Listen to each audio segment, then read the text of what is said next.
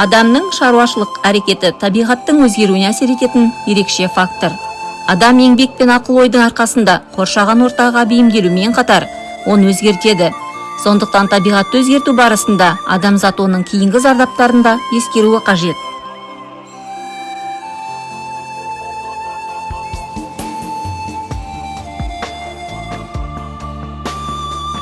Жауын-шашын мөлшерін, топырақ ылғалдылығын ескерместен, топыраққа минералды тыңайтқыштар енгізу, ол заттардың шайылып, өзендер мен бөгендердің ластануын туғызады. Мұның бәрі қаншама еңбек пен шикізатты зая кетірумен бірге қоршаған ортаның жағдайын нашарлатады. Табиғатты тиімді пайдалану, көркейту және қорғау кешенді түрде қарастырылуы қажет.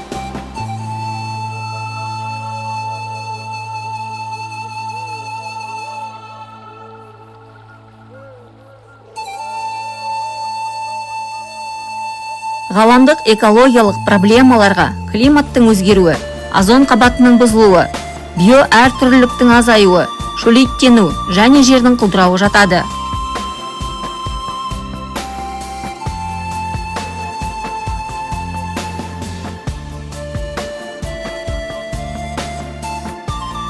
Ұлттық экологиялық проблемаларға экологиялық апатты аймақтар, Каспий теңізі қайраңы ресурстарын белсенді игерумен байланысты проблемалар, тарихи ластану, трансшекаралық мәселелер, әскери ғарыштық және тәжірибелік кешендер полигондарының әсерін жатқызуға болады.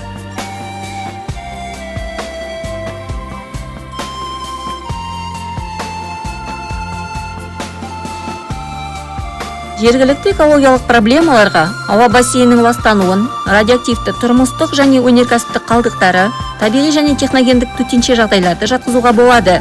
Адам әрекетінен Қазақстан жерінде тез шешуді қажет ететін проблемалар бар.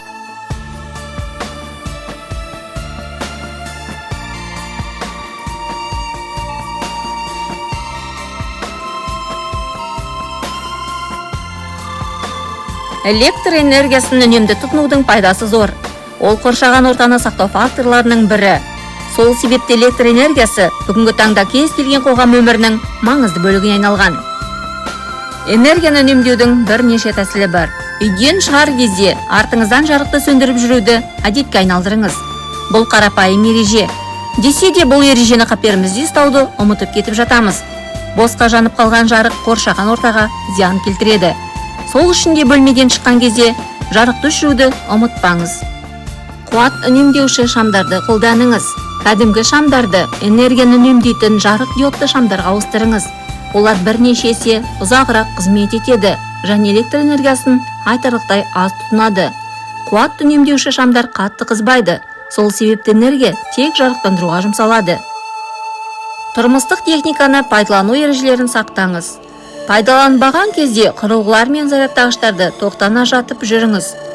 Тоңазытқышты жылытқыштың пештің жанына немесе күн түсетін жерге қоймаңыз. Ондай жағдайда тоңазытқыш көп жұмыс істеп, салқындату үшін көбірек қуат жұмсауы керек болады.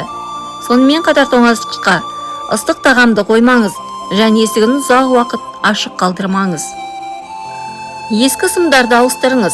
Кейде электр энергиясын тұтынудың жоғарылауы ескі сымдарға байланысты болады. Оны ауыстыру арқылы сіз өрт қауіпсіздігінде сақтайсыз. Аптасына бір күніңізді гаджетсіз, теледидар, ноутбук, смартфонсыз өткізіңіз.